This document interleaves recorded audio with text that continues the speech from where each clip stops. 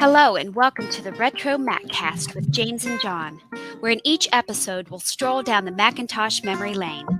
We'll discuss older Macintosh computers, collecting all things related to the Mac and Apple computer, and current topics from the perspective that only a couple of old Mac fans can provide.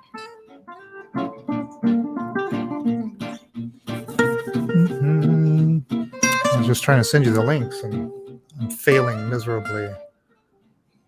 I must have assembled the wrong three, so I'm going to try it again. Good morning, Steve. Good morning, James. How are you? I'm fine. And you? I'm doing well. Good. You are here in place of John, who off doing other geeky things. It's a big seat to fill, but I'll try. He's at a comic book convention, I guess is what you call those generically. Do they still call them that? Because they're not. Do they even have comic book conventions? I mean, I'm sure they do. There's a convention for everything these days. But yeah, probably like a fan convention would be probably a broader assessment. Wasn't it born out of comic book conventions? But it didn't. Then it became. Yeah, I think a Comic-Con was like the biggest one, and then it just ballooned. Yeah. You know. Yeah. Well, he's at Pensacon this weekend. I will pretend to know what that is. It's Pensacon plus convention. Okay. Pensacola, I will still pretend to know what that is. Okay, good. All right. Well, thank you for sitting in. You're very welcome. It's always a pleasure. You're the only reason I get up at 9 a.m. on a Sunday. Oh, wow. Otherwise, you just wait till Monday. Yeah. Otherwise, I'm just sleep till Monday. And welcome everybody in the chat. We've got you even have another guest coming up a little later to share with us some exciting news about next month. That'll be a big surprise. Although I thought it was going to be another surprise, but then it seems like Dave already knew about it. So I don't know. The word is spreading. Okay, well, let's start the episode for real here with the typical intro. Let's here we go in 3, 2, 1. Welcome to the RetroMacCast with James and John. This is episode 643 for February 28th, 2023. No John this week. Hello, Steve, Mac84. Hello, James. How are you? I'm still fine. Great. Good. Because we laugh this is the second start of the show. We do the first start for the YouTube audience when we do the whole thing live.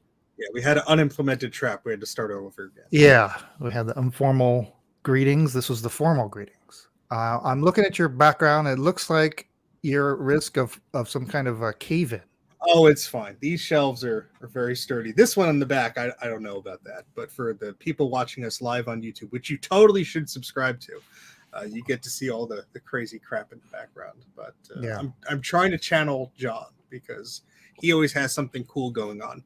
So there's SE I'm working on, and then this is interesting. This is a Lisa 210, but it has a special clear case. Let me try and bring it forward without breaking my headphone cable here. Oh, it's on wheels too. It is on wheels because I dare not lift it. Yeah. So this is a Mac Effects creation, which I'm not is sure. This something? Is this like a pre-release? Is this something that's going to go worldwide? I'm not exactly sure. I don't think so. He said it was a special surprise, and I opened it and my jaw, hit the floor because how cool is that? But he didn't say it was like a prototype piece from the original factory. Then I would have been dead via a heart attack, But it is meant for the original Lisa. This is a Lisa 210, so the widget drive is actually preventing this from like snapping in there. I see. So it is just kind of there loosely, but yeah, I think it's absolutely beautiful. I had a guest come over this weekend who knows about Apple stuff, and I left this on just to tease them, and they're like, "Oh my gosh!" And I'm like, "All right, it's a reproduction, But is the badge? I can't tell from what this.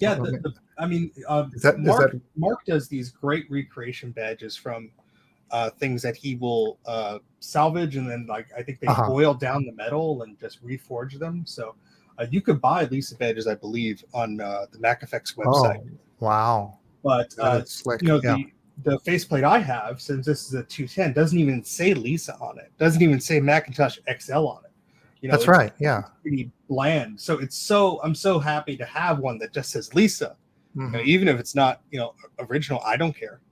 I just think it's really neat. So I Yeah. think it's beautiful. I'm gonna see if I can adjust the widget drive, just push it in like half an inch so this will snap in. But the floppy drive, it almost lines up. Oh. With the 800K drive in there. So I haven't tried sneaking a floppy in there. Let's see if there's enough tolerance. But yeah, he's holy inserting the 3.5 crap, into the 5 1/4 inch look slot, at that. and there it goes. It lines up. That's funny. Yeah. Oh man. Wow. Yeah. So hopefully John would be impressed. Well, it's a good thing you're showing that at the beginning here, because we've got some more Lisa stuff to talk about in the eBay auctions. I saw. And then what are we showing? Oh, well, this will be a mystery thing for people. Oh, yeah, that is. If you could guess what this is. Well, it's, I don't even know if you've Apple. seen one. It's 90s Apple, some kind of adapter. I will say it's the dumbest adapter I've ever seen, so I had to buy it. Gosh, that's interesting. That I'll give you a clue. I can't. I can't even. What is that? Is that? Oh, it's a network adapter. It's an Ethernet transceiver for yes, the PC style AUI connector to Apple's AUI connector. But you want to see the most ridiculous part of this? The full-on power brick power supply needed to that do it needs to do. Yeah. And I think it's only like 0.4 amps. But this whole brick. Isn't that crazy? I just thought you could stick a whole computer in there now. Yeah, you put like 3 Raspberry Pis in there. Wow. Yeah, I thought that was. Are you doing something with that? It's going to be on the shelf as like the weird thing that when people come into the basement, I said, "I bet you don't know what this is," and nobody does. I didn't know what it was until 6 months ago. So. All right. Well, let's see. In addition to eBay auctions, which will be up in a minute. Later in the show, Steve's going to talk about another mystery adapter. And, well, I say mystery adapter. An interesting... Well, no, I screwed that all up. I don't know what it is. I was going to try to tease it, but I almost got to give the whole thing away to even say it. But it's a thing. It's something. Yeah, it's a way, I guess, of using a connection that you would not have thought was possible for that purpose. Yeah. Yeah. And it's not from Australia. No. Which is also strange. So anyway, did you figure that out? Did anybody figure that out? Okay, so we got that. And then our special guest to tell us about an exciting event coming in March. Is that a good hint? That's a good hint. And then more new stuff. So we'll be right back. Okay. Oh. Duh. I knew you wanted to be full screen the entire episode. I know that was one of your requests. In my contract. You can see the pores on my nose. I think I'm good. All right. We're going to go to auctions now. And I was going to send you this. Did I send you this stuff? Yes, I have everything now. Oh, okay. Good. All right. Let's. Oh, you know what? Did you notice my shirt? I don't know if we were talking about. Oh, nice. We look at the Apple catalog. Is that one of the new ones or the old ones? It is a reproduction. I don't mind. I'd like it. Yeah. I think this is an Etsy find. That's the only real place to get those things these days, because if you look online for some of that stuff, it's like $80 for a T-shirt that was worn 50 times, and the yellow is now faded to like white. Right. Yeah. You just want recreations at this point, and thankfully they're allowed to run around. Nobody's stomping down on recreations with the 6-color Apple logo. Not yet. Okay, let's go in 3, 2, 1. It's time now for eBay finds. Last week there was the Mac 81. That's the Texas Instruments TI-81 graphics calculator emulator for Macintosh. Really interesting. Did you know these things existed? Had you seen this piece of software before? No, the only time I saw it was on the show last week when you were Mhm. showing. I thought it's really neat. Mm-hmm. Yeah, sold for $19.95. Not bad at all. I hope it gets archived. And then we had a Quadra 950. This Ooh. one, parts or repair. I guess there were some issues. Non-functional, right? Does not turn on, nor has any signs of life. But after 16 bids, it got $348. Oh wow. Which, I yeah, hope that'll survive shipping. That's all I'm going to say. right. And the director's chair. This is the canvas on wood director's chair. Oh yeah, I bet that one in for a the pretty 80s, penny. 90s. What are you going to guess? 20 bids was the action on this. What I didn't take a click guess? on it yet. I'm going to guess at least $300, $400. Yeah, $455. Wow. Mm-hmm.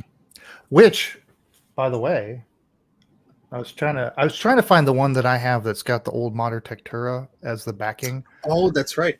and I didn't put hands on it. I was rummaging around the attic trying to find it, but I did come across this, and when you have, if you can replace the seat materials, and so I found this bag that's got what's it have? Director's chair replacement seat and back, fits most director's chairs with round seat sticks and chair groove. Right, so you got this, and I looked in the bag and found this. Oh, you have a spare of that. How cool is that? Brand new. And no back sweat on it at all. Yeah, the whole thing is a brand new replacement set. Oh, that's cool. And I have no idea, no recollection of, did they sell it? Did it come from something else? I can't imagine they sold replacements. You might have had somebody who had a damaged chair. Somebody sat in it wrong or something. Sure, but why would it come in this replacement bag thing? I don't know. Anyway, that was my own eBay find. I'd like to live in your attic for a few days. See what I find.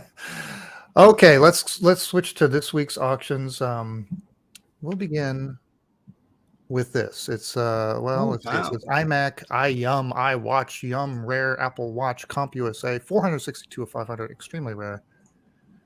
The description says this is working condition, but it needs a battery. This was a limited edition CompUSA, if you remember CompUSA. Oh yeah. Apparently 500 of these were made. It is a watch, and you can see on the back it says this is 462 of 500. There's a little scratch there on the back. On the front there's a tiny little Apple logo there at the 12 o'clock position, but there's also a top-down view of an iMac. Yeah, I kind of remember these. I don't remember how they were distributed. I've seen these sold over the years, but they were made to I don't know, to promote, celebrate the introduction of the original iMac. Yeah, I've never seen one of these. I think it's very, very cool. I don't I can't imagine how they, if it was just like a first come first serve thing, or you had to buy an iMac to get the watch, Yeah, the description doesn't have much more in the way of story.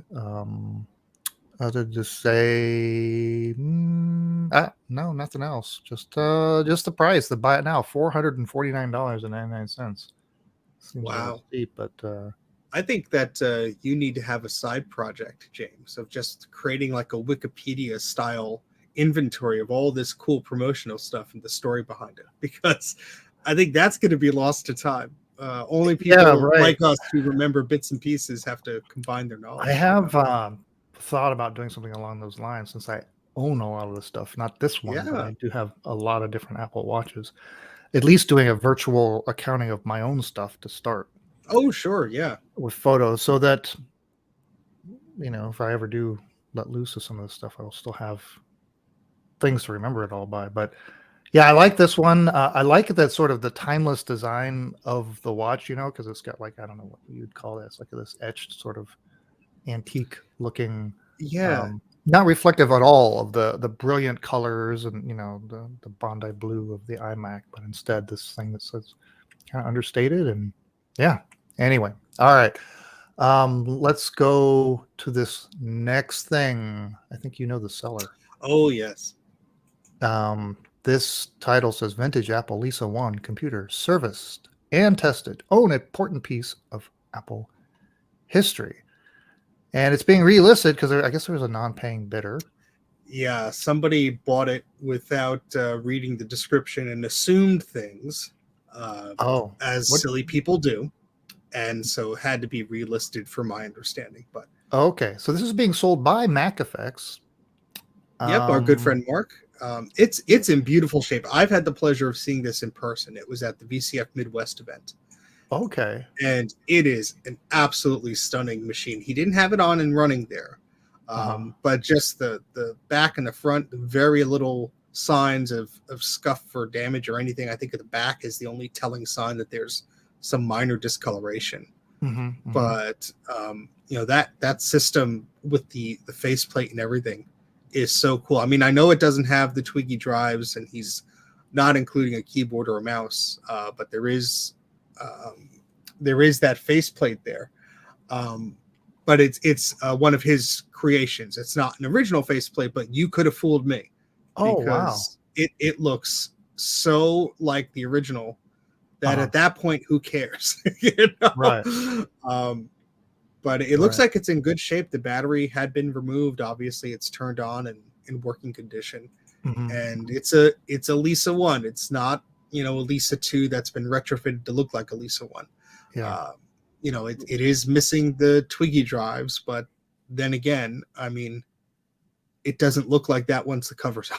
So if you're trying to start a museum or something where you want an Apple Lisa, I think this is one of the ways to go get it. There's a little video of it turning on.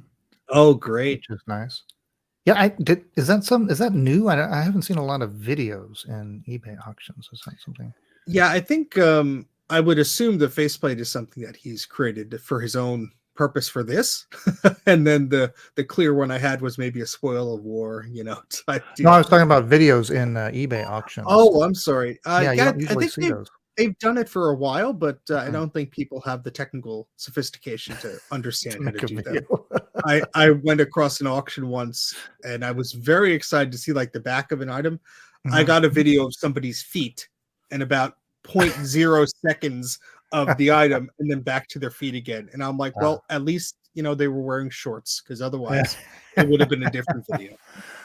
Well, there's a lot of activity here on this one because we're in the closing moments. There are 9 hours to go. Wow, yeah. After 24 bids, this is up to $14,100.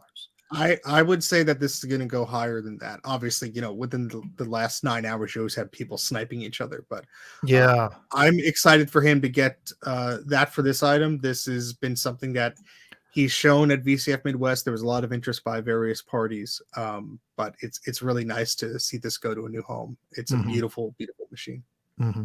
Okay, well, we'll find out next week what it went for.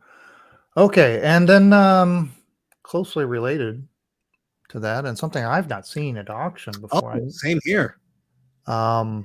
This is a Macintosh XL screen kit for Apple Lisa, part number A6G0001, boxed and presumably sealed. I mean, some of the parts look like they're still sealed.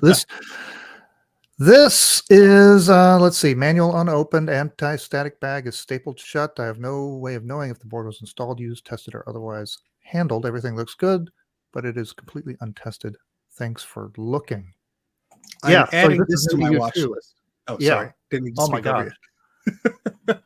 Anytime I see Apple stuff that I didn't know existed, and then it's got like cool, like just the documentation there, with that manual with the little, I love Lisa it with the little Mac on the inside. I love the box. One of the last photos he has, if you go to the box, it has the price tag in the upper right hand corner. $35. You think that was the original price? I can't imagine it would have been that cheap. I would assume this was like secondhand at a store. Yeah. But my Lisa does have that cable at the very top, the fourth picture or so, with that big honking adapter. I believe that does the voltage to make it happy with the Mac resolution or whatever. So go over again. What does this actually do for you? So from what my understanding, there's that if you go to the second picture, I think is the best Okay. view of it. There are ROM chips on the right that you would replace Mhm. with the chips that are or whatever those chips do on the back of your Lisa. And then there's this hardware function that is detachable, and I believe that plugs into the analog circuitry of your monitor. And so this converts things so your resolution isn't as stretched when you're going Yeah, through isn't Macintosh. it like rectangular to square pixels? Yeah, Kind of so idea. it does that conversion for you. And I wish they had like the page of the manual or something that would tell you, you know, the Yeah. sales pitch for this Maybe it for the was back only of the box. $35. Now, is this I wonder if this came with it, the Macintosh XL Mac Paint? And see, it looks so thick that it could hold two boxes. So I'm curious if like this was like the selling point. Oh, you want to use Mac Paint? Well, you need Yeah. this screen kit too. I know so little about it that it is a very And very that much interesting interesting. icon with the little Mac inside the monitor of a Lisa Yeah, is also on the nobody MacWorks buy this. discs. Don't bid on this. It is forbidden for you to bid on this. James and I are going to draw straws. Yeah. That is very cool. 6 days to go. Starting bid $200. That's at least going to double, I'd assume. Ships from California. Yeah, whether This, I mean, I don't even think you would use this. You would just oh keep it no, like this. I Yeah. I just want to look inside the manual. That's a very very high Right. price to pay just for looking inside the manual. But Yeah, right. oh, I see Right. the from this picture the Macintosh XL Mac Paint box is so tiny. All right, so that It's must just a have been couple like of discs. Yeah, yeah. just a The zoomed sleeve in for picture I thought it was big. You know. right. Right. Oh, that's so Well, neat. neat stuff. It's amazing what you still can find, years later that you didn't know even existed like this. Yeah, and we're a bunch of hardcore Apple dorks, you know. I know. All right. Well, we'll find out next week what this ultimately gets to, and if Steve is successful in his snipe attempts.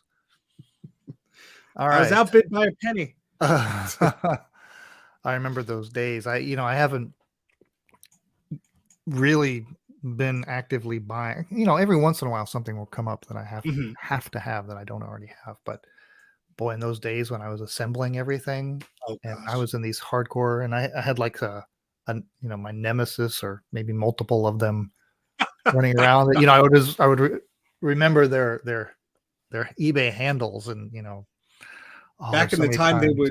they would show the eBay handles. Now it's just an abbreviated, Oh you know, yeah, yeah, bunch of stuff. yeah, and I'd set my watch and show up, and oh my gosh, and you're always just like in the heat of the battle, like, well, Oh yeah. Oh, like I've I'd pay another $10, right? I mean, sure, but and another $10. What's $50 more if I'm going another to spend? $20 on top of that. And Oh, then they know what they're doing. The auctions, Joy. That's I made a big mistake about a year or so ago. I was in a heated auction battle mhm. and my phone was a little bit laggy. And so I meant to bid $88, but there was an extra 8 inputted. And I won the auction, For how much? but I did not have $888 to pay for this It went auction. up all the way to that. Now, thankfully, I just barely outbid a snipe that was like 500 something dollars. Uh-huh. And I forget what it was for. I think it was like a Mac Logic board with like some extras and stuff like that. And thank goodness I emailed this other. I'm like, look, like this is what happened. You can see by the repeating numbers, like was a mistake. There was laggy on my phone. There was a bidder below you. Please, whatever I could do to make you, take his offer instead of mine. Thank you, thank you, thank you. And Uh-huh. it worked. I think I was put on eBay's watch list for a while Uh-oh. because I was not able to use the make offer button or something for like a few weeks. Like something, Right, my right. account was limited in some way, but I was like, oh God, honey. Steve was on the eBay blacklist. Yes. I was, Uh-huh. but yeah, big, expensive mistakes. Be careful when bidding, folks. All right. Now we're going to talk about your doodad here. Your thing that Yes. you don't. It's not yours. You don't have it. I wish. All right. Let's go in 3, 2, 1. Okay. Well, the thing we're going to talk about that I attempted to tease and failed miserably is what do you call this thing? What is it? What's the official? Well, this is something I didn't even know existed, but this is called the Outbound Outrigger Intelligent Monitor. Say that 5 times fast. And this is a display that was made by Outbound, which is not located in Australia. I believe they were in Boulder, Colorado. Yeah, I just learned that today as well. Or well, I don't know when you learned it, but Yeah. I was just assumed they were, and of course I guess that's what they wanted you to assume, that it was very, they were capitalizing, I guess, on Crocodile Dundee's fame or something. Yeah. I don't know. Australia was so hot right then. Yeah, I think the original name was Wallaby Systems or something like that, and they changed to Outbound. I mean, they for whatever reason they loved that naming. But this is a manual and a floppy disk I picked up via eBay, and I'm in the process of scanning the manual. And so here's just the cover in the front that shows the monitor. I'm going to zoom in to the monitor because we have a pretty high res image. Looks like a full page monitor. Yeah, so it's a full page display. But what's interesting is it's a SCSI display. It connects via the SCSI interface, which I had no idea those existed. Now, so what? I guess it was intended for use with their own Outbound laptop, probably, right? That is an accessory for it. Or... Yeah. So I mean, the manual states that this will work on a variety of systems, and it actually specifies that if you have a Macintosh SE, and you're displaying it side by side, I'm going to zoom in on this just so it's easier for people to see here. Sorry for the weird graphical artifacting on this ancient graphics card I have on my system. But it says when you're using this in proximity to another CRT, you have to sort of form it in a V shape to get all those electromagnetic things to be happy. Wow. So yeah, I thought that was interesting. This little note from looks like July of 1992. In a V shape. Yeah, and so this price, at least in the invoice that was included with this manual, is $828. So this was not a cheap display. Yeah, adjusted for inflation, that's well over $2,000. Oh, sure. But your manual tells you how to plug it into a PowerBook or their Outbound systems, or an SE or Classic.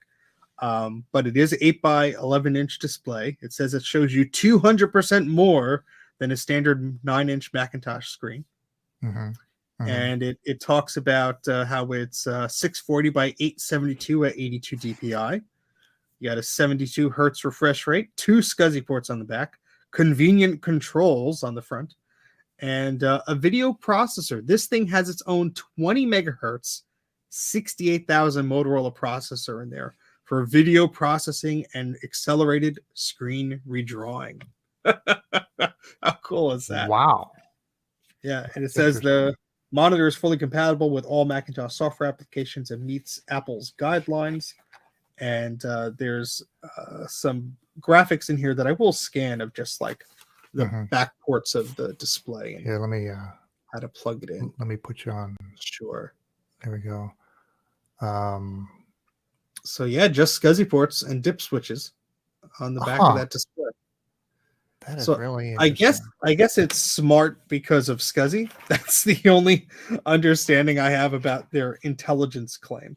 But yeah, it's just a normal monitor, except it's SCSI. So yeah, how about that? And we weren't able to find any pictures of the actual hardware. Yeah, there's just the wild. There's just the line drawing that I had on the screen, but I guess you had to have your SCSI adapter with your Outbound system to actually use the monitor. So they have a few diagrams in the book. Well, let me see. Well, speaking of that, the SCSI adapt because there was a high density connector. Oh, because of the compact. Yeah, size. So it says follow the instructions. Yeah. Okay. Because that could also be used for the floppy drive, I believe. So. Oh wow. Huh. Yeah. So very very interesting. What's even cooler than that is why I wanted to actually buy the darn thing was it came with this floppy disk, And so I archived that floppy. It has a firmware updater on the floppy disk. So I guess since the monitor had a processor in it, you could update the firmware of the darn thing. And my hope is maybe that software could help strengthen some of the Pi SCSI's video output via SCSI capabilities. Who knows? So I thought that was neat. And the disk archived perfectly. This will be posted on Macintosh Garden probably by the time the show ends. And I think it's a neat little piece of history that I had no idea about. So this it just goes to show you even how passionate we are about these products. There's always so many unknowns. Yeah. Well, I guess the next thing is to try to spot one in the wild someplace. Yeah, I'm kicking myself wondering if I've seen one and just let it go, not knowing what it was. And so you're not aware, I'm not aware of any other SCSI based monitors that were ever available. I mean, I'm sure they didn't invent it, but I'm guessing the reason why they used SCSI was because that was the only output port on their laptops, because it was a clone of the SEs or the pluses or whatever. So those didn't have a standard video output. So they had to think of some way to get a high speed video connection out. So I'm not aware of another SCSI monitor. I know there were SCSI video in and out, adapters, which is what the Pi SCSI emulates in some cases to try and get you video out. But yeah, I'm not aware of one that I've seen. So please be interactive in the YouTube comments section if you know one, because we'd be interested to find out. All right. Well, thanks for sharing that with us. Yet another discovery on the RetroMacCast. I'm sure as heck I'm not going to pay $800 something for it. I'll tell you that, but it isn't. Right. Maybe if it was new in the box with its own outbound thing. Oh that. My gosh, I'm being upstaged here. This is unacceptable. He's got his whole resume there. Can you hear me okay? You could raise yourself by like an iota, maybe. Yeah. Okay. All right, well, hold just on. a wee bit. Okay, what about now? That's much better. That's much better. Hey, that's great news. Let's have a fake feud. Is confetti allowed? Oh, look at that. You better clean that up, Ron. I don't know. I've got people that handle that. James, thank you for having me on this morning, but I absolutely want to tell you that number one, the coffee in your green room, cold. Well, it's cold brew. That's the way it comes. The bowl of M&Ms in my dressing room, all red. Real simple writer. All you guys have to do is read it. I don't know what the deal is. Anyway, this is going to be a hell of a Yelp review. That's all I'm saying. Ron, this place closed 5 years ago. Sir, this is a Wendy's drive-through. All right, let's switch to news. Let's start the recording in 3, 2, 1. Okay, it's time for news, and the big story of the day is the preview of Marcintosh. And here to talk about Marcintosh is Ron from Ron's Computer Videos. He joins us live from his bunker.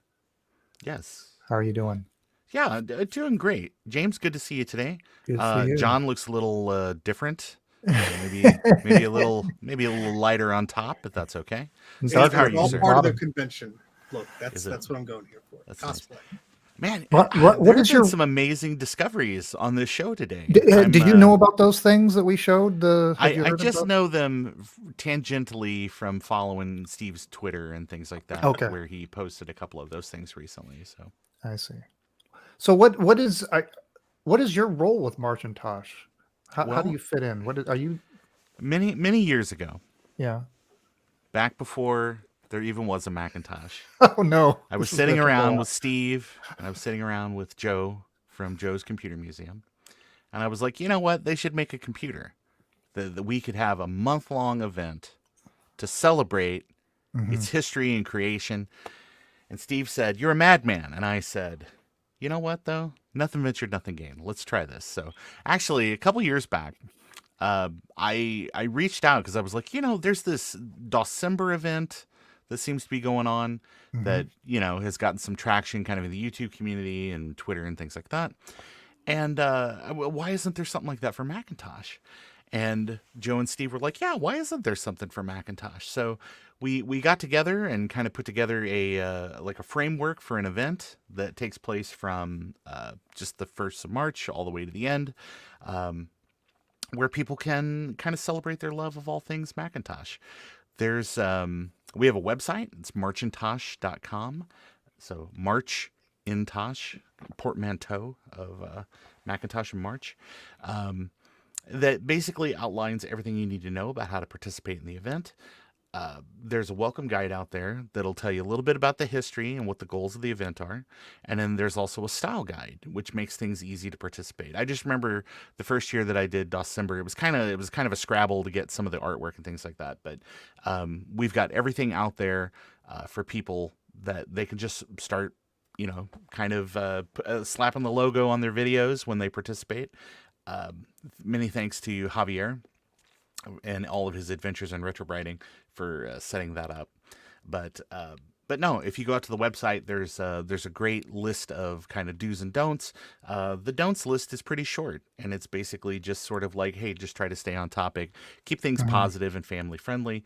And but past that, like, sky's the limit. So if you want to make a video for YouTube or Twitch or whatever your platform of choice is, make a cool video about like an old Macintosh experience that you've got. Or if you're going to hey, I just bought this machine and I want to showcase it and show all my friends that I'm restoring this thing, do a video like that. Or write poetry, or have your kids do some cool drawings, or do a blog post about like the very first time that you were in college or in high school or something like that, and maybe used one of these machines. It's just basically about spreading the love of Macintosh fandom, just to every corner of the internet that we can get it to.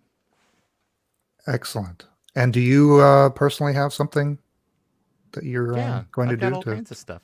I've got all kinds of things planned this month. James, what are you insinuating? I don't know. Insinuating. Just didn't know if you wanted to share with us. I've been blowing up my phone all morning. Like, Ron, have you got anything planned? Have you got anything planned? Yes, James, I have things planned. Cool, good, brother. Well, I'm good. going to make some videos. All I got some fun ideas. Actually, something I did last year to kind of cap off Marchintosh is April Fool's Day. Don't worry, we're still working on it. We're still working on the name. Okay. But it was like cap off that whole month of fun Macintosh fandom and sharing the love of classic Macintosh stuff with your friends, with like a funny video or something like that at the end. So. Okay. And what about you, Steve? What are your plans to celebrate Marchintosh? I mean, I think we all three of us kind of do it all year long, but I mean, is there something stick out that you're going to brand the season Marchintosh? in our heart all year long. Yeah. That is the true meaning of Marchintosh. No, we have been talking about a lot of fun stuff that we're doing. I would really like to try and get the second part of my Macintosh clone series out by next month. I've had a lot of great help from other people with research and facts and stuff like that to try and push this out. So if I have the time, I'd be so happy to do that. I do have a Blue Scuzzy version 2 video I'm working on, and I have another project that relates to the Clear SE case that I got from MacFX that I'm shoehorning some weird stuff in that I think will be fun. So I see. That's a long overdue update, as are all of my videos. I just sink all my time into problem cases like this one, but that's okay. Problem child. Yeah. Steve, I'm really looking forward to watching your videos and stuff this year, because you always have something that's kind of like thought-provoking, that it'll be like here's a review of something. I think last year you did a couple of videos that were just basically like, here's like the history of this thing, and they weren't like 9-hour documentaries. They were like, here's like 15 minutes of just like some good digestible content. And I really enjoyed it. But like Steve has said in the past, he's like, during Marchintosh, he's like, I just feel like my heart grow 3 times in size. And I was like, Steve, that's very, very inspiring. But I think you actually have cardiomegalia. So you might want to get that checked with a doctor. I eat 2 ROM chips a day, and it seems to keep it at bay. So I'm good. But I do want to say to anybody who is maybe thinking about participating in this event for the first time, don't get worried of like, oh, I cannot meet these expectations. It's just for fun. If you're working on a video all month long and you don't get it out like in time, just release what you have. And if it's on April 1st, you can still use the hashtag. I won't tell anyone. And just have fun with it. The whole point of this is to reach out and explore things in the vintage Macintosh community. Reach out to others, try and do something fun, try and explore your systems and learn what these things are all about. I think the Apple vintage Macintosh community is one of the best, most welcoming communities out there. And I speak to so many people every day that are maybe not into the vintage stuff and they have a question. And we always try to be accommodating and welcoming, even if you don't know what a system folder is. You don't know what an extension is. We'll tell you, and then you'll cry yourself to sleep from overloading information. But Steve's right. It's don't worry about if it's like, oh my gosh, it's the 2nd of April, and I've been working on this video all month or something like that. I mean, just get it posted. It's all right. We had people last year posting things all the way into like mid-April where they were like, hey, it's my last minute entry, and that's totally fine. I'd rather see your stuff and it be a tiny bit late than not see anything at all. But RetroTech Chris, who has been very, very nice. He's got an automated script now that will add people's YouTube videos and things like that to the official sort of playlist, and we now have a Mastodon account, and in addition to Birdsite stuff, so that way that we can kind of retweet people's or retweet people's things, so that way that we can get you some exposure for whatever that thing is that you're working on. Fantastic. Well, so don't forget, you got to use the hashtag this year. It's just it's #Marcintosh, and that'll show up in all the aggregators, and we can get your stuff shared and push you out to new fans.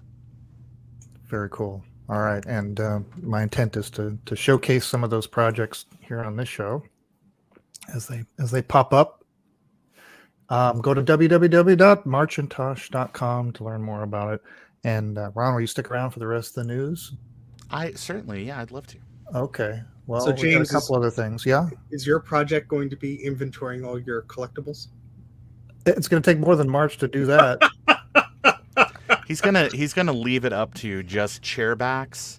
That's just gonna be it's gonna take a whole month just to get through that. I made it through the rugs and the chairbacks. Yeah. They're good. There we go. That's amazing. You really should do some, even if it's just for your own sake, because I'd love to just like my jealousy level just raise higher by just seeing all the cool stuff you have. You know what? I should commit. I've only been talking about doing some kind of inventory for about 10 years now. I will share. Give it another decade, James. Give it another decade. When you're back, you can't get into the attic anymore. So if a piano falls on you, your family will just come in and they'll be like, I don't know. Yeah. Like, Goodwill? Just Goodwill give at all? Give it all to Ron, and you call me and I'm there like a cartoon. I will share some tips after the show of how I've been inventorying things. I think that would help you a bit. Oh, okay. There's a great app that makes it pretty simple. Oh, that's not what we want. We want this. We want to do an update here on the auction that Steve dropped in and talked about last week. That is the 128K Macintosh prototype with the really cool case, which actually we didn't really talk much about that, but that's also a really neat thing about this. The auction was missing some details that have been added now. Yep. So go back and visit it, because now you have pictures that Steve took of the cool board with the Mr. Macintosh print there on the circuit board. Plus there's a link to a whole story about all the cool unique things about this particular thing. Yeah, if you click the link there, that goes to the history from the owner, and then towards the bottom of their own personal history, there's the assessment that I made of the item, which shows additional photos of like the system being on and so on. The one thing that I was excited to learn just last week, because I was trying to give them updated photos, and I sent them a photo of the signatures inside the machine. I discovered that the signatures inside of this prototype differ from the signatures in the final release For example, Jeff Raskin's signature is on the top left. In the retail release, it's on the bottom left. There's no EMI coating on the signature's back panel. As you can see, it's beige there. And 2 of the signatures are not present on the prototype, as well as you can see the little cutout there, the little square cutout. That's just for the Apple logo. That cutout is much larger on the retail because it says Macintosh. The manufacturers who stamped it were also present on the retail version of the signature panel. That is absent, and a lot of the signatures were moved around or adjusted in their placement for the retail version. So a pretty significant difference in this particular prototype. I think that it just removes all doubt of the age and uniqueness of this system. So definitely go check out those photos. I think that this will hopefully go for much higher than 666. I was gonna say that's a very. Well, it's not even at that. It's at 605. I will put in a pity bid of 666 and we'll be happily outbid. It's interesting that that it increments to 666. That's kind of ominous, but I think Woz might have had something to do with it. Yes, I think he's trying to sell it for the price of an Apple. Well, obviously it's way underpriced. I mean, it's a great value if somebody gets it at 605, and that's ridiculously cheap. It begs the question if you, Steve, are a potential buyer here, or maybe you were. Maybe you had an opportunity even before this went to auction. If you were you allowed to make an offer on this? I did express what I thought it was worth, and I repeatedly said that is out of my price range. But this is what I could have been a jerk and said, I'll give you $50 for it, and I would have, been excommunicated from these lovely people. But it's going to cost a fortune to recycle this, so I'll take it off your hands. Yeah, I am really losing money here. But the unique case that was apparently commissioned by Steve Jobs, which I totally believe the legitimacy of that story based on who was telling the details of it, and it's all in that link that says update there. The details about that case, which I believe only 5 or so were known to exist. I believe 2 or 3 still exist today, but that is one of them. And then the little Apple feet on the bottom and all these cool little details. I would expect this to go at least as high as what that Lisa in the auction that we were previously looking at would go. This is a very unique piece. It is in beautiful shape. Everything works, as much as a 35-year-old, desktop computer will work. Just needs some minor tinkering, and it's in lovely shape. I think this is a very, very special item to have in someone's collection. It's a true prototype, and just one of the logic boards I think went at a Sotheby's auction for $20,000 or something like that. Wow. So I wouldn't say it's out of the realm of possibility that this will surpass that. And I hope it does. I hope this thing does very well. It's a beautiful item. It's very unique. And I think it's going to be like the jewel of someone's Apple collection. Now, Steve, this case, is it designed that when you undo that little leather sort of strap on the front, that it falls open sort of like a banana, like unpeeling?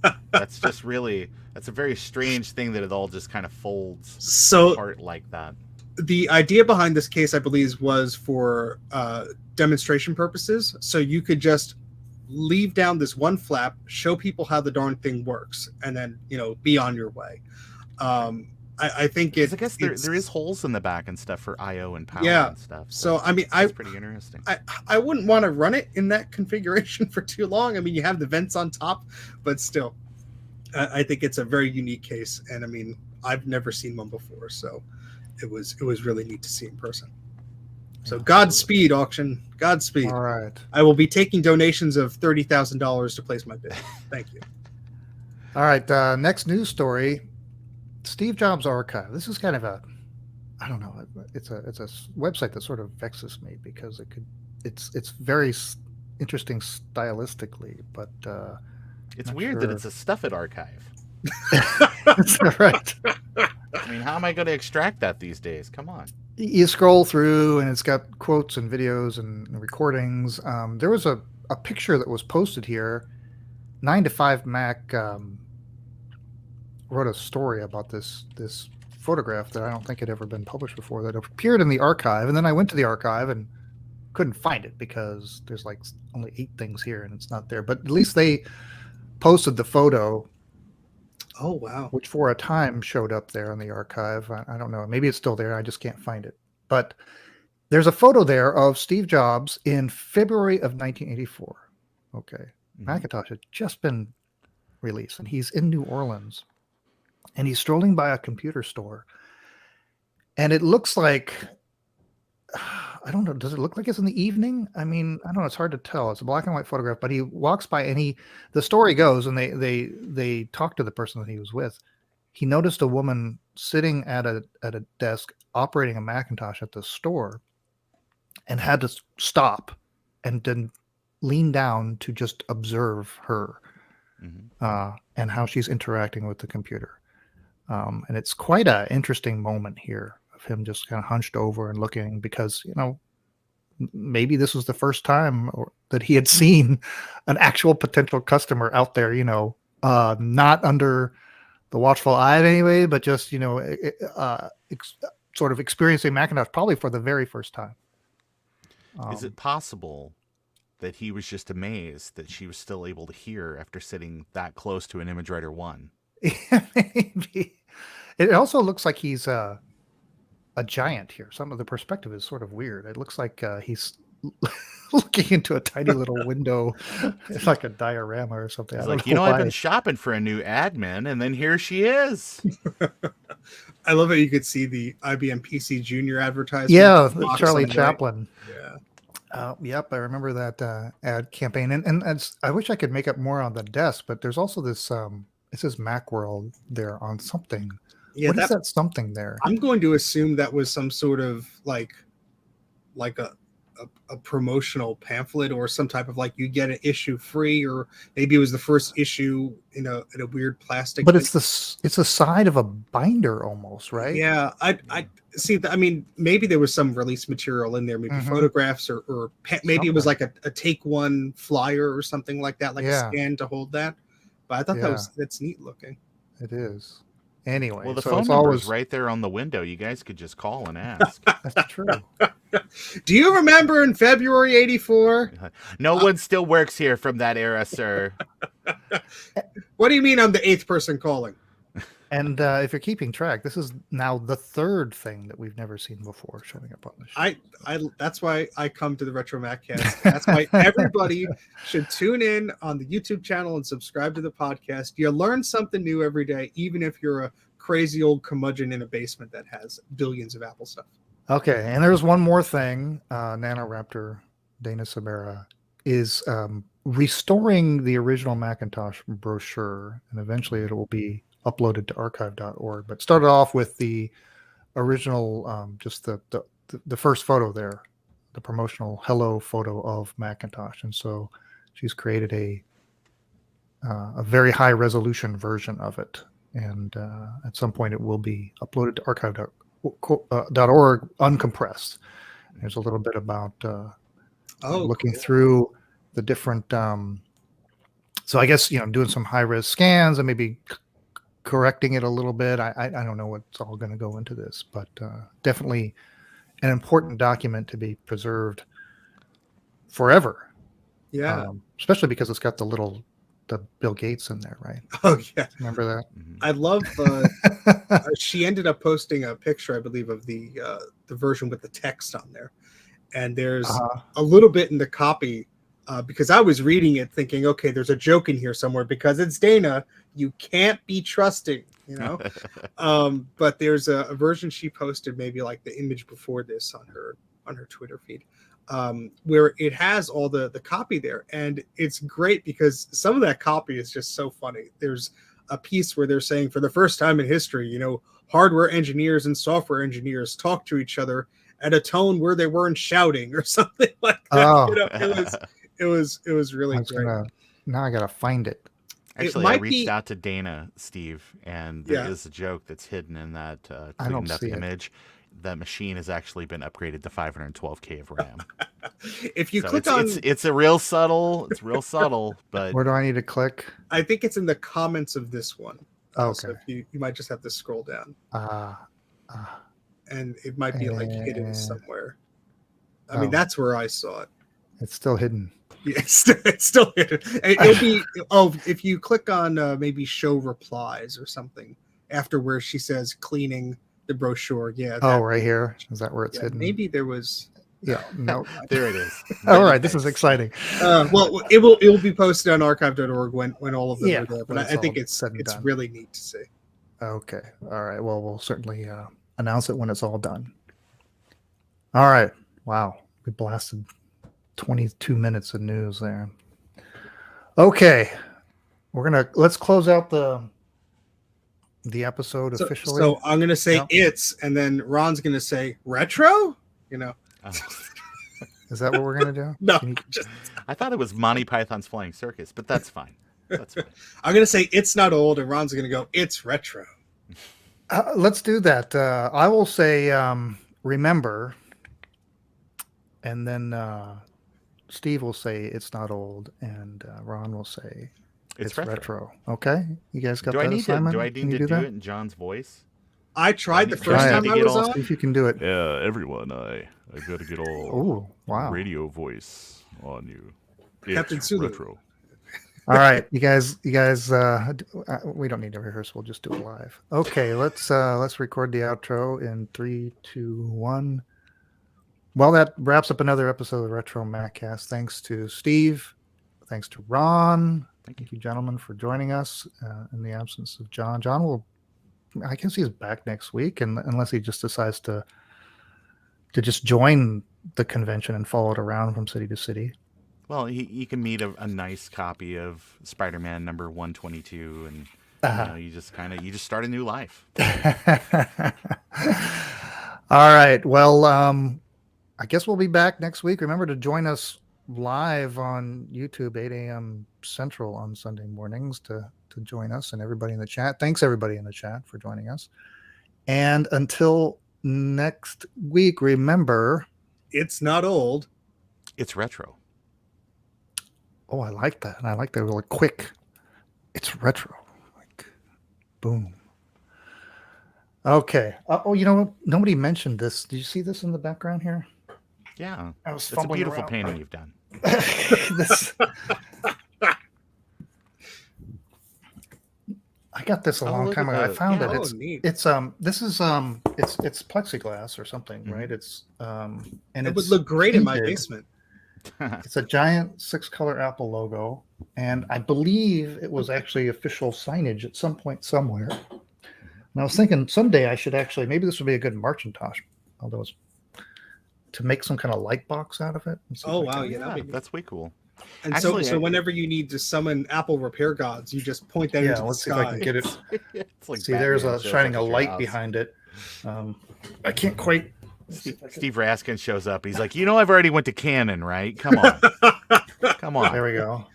Get that out of the way. There. Woz is That- like, that- stop wouldn't that shining that in my window. look- Wouldn't that look cool? Now, James, Yeah. wasn't there an eBay auction or something that showed up? And I think he even showcased it here on the show, where it was like a 2-part Lexan sort of like display.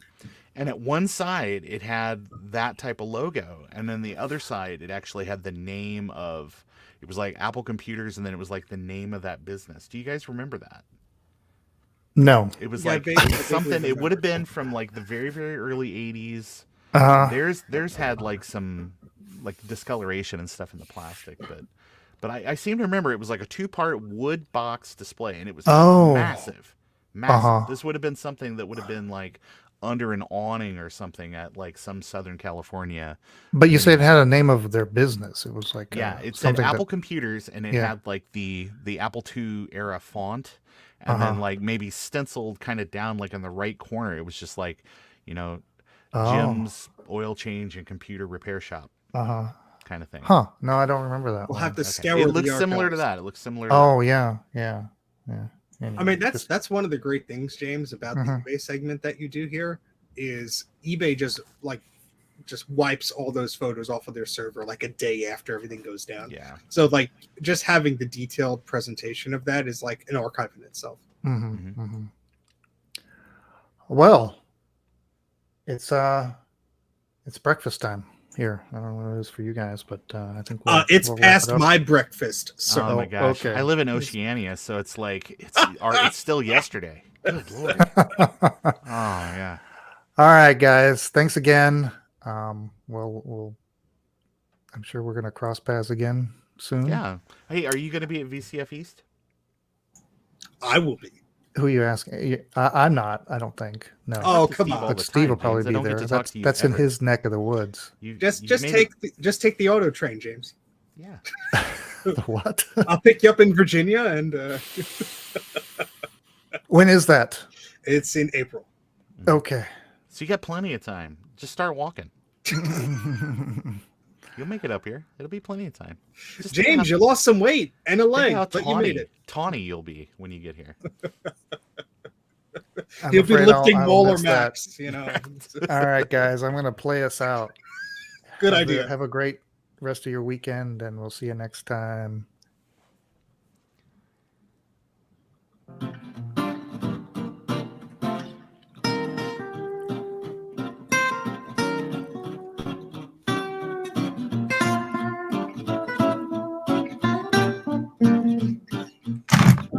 Thanks for listening to the RetroMacCast with James and John.